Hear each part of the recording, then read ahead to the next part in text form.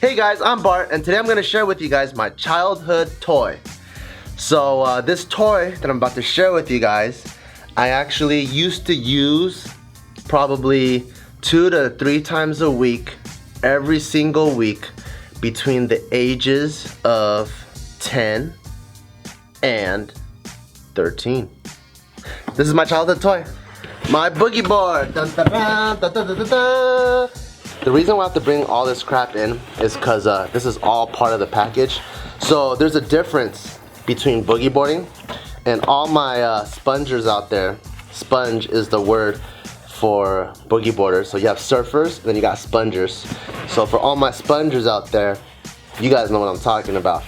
So you always go to the beach, right? And you see motherfuckers like the family boogie board, and they're at waist deep water, and they're looking back and they're looking at the wave, but then by that time it's already the whitewash, and they jump in front and they ride to the shore. So there's that type of boogie board. The type of boogie board that I like to do, which is what all my spongers could relate to, is you go far back where the waves stop forming and you see a swell. Once the swell starts coming up, that's when you ride, and then you drop in, and when you drop in, then you take the wave horizontally, and then as the wave crashing over, you kind of like you see in like the surf videos where people are inside the barrel, they're like whoa, whoa, and they like touch the inside of the barrel and stuff. That's kind of like what I like to do, and then you just stay out there. And to be safe out there though, you need fins, because you're not standing, you're in like 20 feet deep of water, so you need fins to propel you, and this is the whole set. You got your little leash, you got your little fins, and then you got your boogie board, your sponge, and you also got your wetsuit. So in California, the water is fucking cold as shit, so you need a wetsuit if you want to go out during the winter. And I used to still boogie board pretty much all year long, in the winter, in the summer, and all that.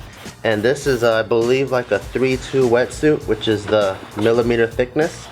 And this is my most recent wetsuit that I bought when I was, I think, like 18 or 19, and I went to a Rip Curl outlet because Rip Curl makes really nice wetsuits, and they didn't have one my size because I was fucking swole at that time. I was like 215, but I'm not very tall, so you pretty much have to buy like a wetsuit made for like a little desert tortoise, and they don't make them that way because most people that are into beach sports are usually tall and skinny. So what I did is I ghettofied it, and I bought one that was for a guy that was like 240, and so I cut off the wetsuit, and then the sleeve went all the way up to here, and I cut that part off. So I pretty much circumcised the sleeve, and I brought it close, and then I found this waterproof like rubber cement type thing, and then so I glued it in, but I didn't do a very good job, as you can tell. There's all this residue, and I did that for the legs too. So I put there's all this like little rubber cement thing. So this is pretty much the knee. So the one funny thing about this is because this is made for a guy that's like 6'4", when I put this on, the kneecaps are on the bottom of my shins. They're like right here. But this is the only way I could get, like as a broke college student, this is the only way I could afford like a $500 wetsuit, was to go to the outlet and then buy one for like 150 bucks, and then you just gotta ghetto style it. I mean, I'm in the water anyway, so it didn't really matter how it looked. I kept everything for so long because this is also one of my favorite pastimes. So I used to go on a weekly basis, and I really loved the beach. Ever since I was a kid, I remember my dad taking me to Redondo Beach. I don't know if I saw this in the movies or something, but I would just walk to the edge of the pier and just start going like that, as if I was like enjoying life, and I'm only like 4 years old. And so I've always liked the sea breeze, I've always liked the crash of the ocean waves, your feet in the sand. I liked all of that. So when I found out, or when I first got introduced to boogie boarding, it was through my friends down the street, and we just did the regular kind where you're just in waist deep water. It was just fun to find another activity to do at the beach. I didn't really get introduced into serious boogie boarding until I was in the Cerritos swim team in junior high, not the Cerritos high school swim team, but the Cerritos Aquatic Club. And then that was a league and community swim team, and our coach would take us after practice every day to go to the beach and hang out like during our summer practice. And everyone knew how to boogie board or body surf or surf and stuff like that. So that's when I picked it up and I really enjoyed it. Boogie boarding also has like a special place in my heart just because, so I grew up an only child and my mom is a single mother, and this is one of the only times where we got to bond, where I would ask my mom like, hey, can you take me to the beach?